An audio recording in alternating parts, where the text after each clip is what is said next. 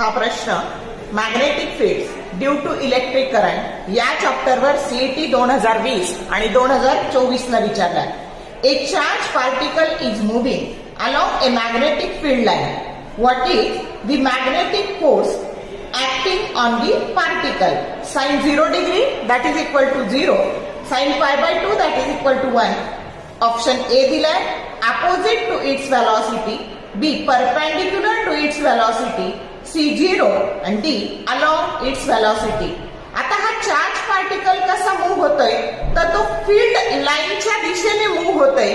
म्हणजेच ही बी ची दिशा आणि बी ची दिशा सेम आहे आणि हा थीटा हा अँगल बी आणि बी मधला अँगल असतो.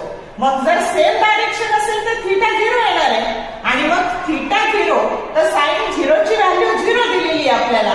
मग हा मॅग्नेटिक फोर्स 0 येणार आहे. म्हणून करेक्ट ऑप्शन काय आला तुमचा? सी 0. तर एवढं करायची गरज नाही. लक्षात ठेवायचं की दोन्हीतला अँगल जेव्हा 0 येणार आहे तर फोर्स मॅग्नेटिक फोर्स काय येणार आहे? 0 येणार आहे. तर बघा, शॉर्ट व्हिडिओ आवडले लाईक करा, शेअर करा, कमेंट करा. For more useful tips and tricks keep watching prince of physics. Thank you very much.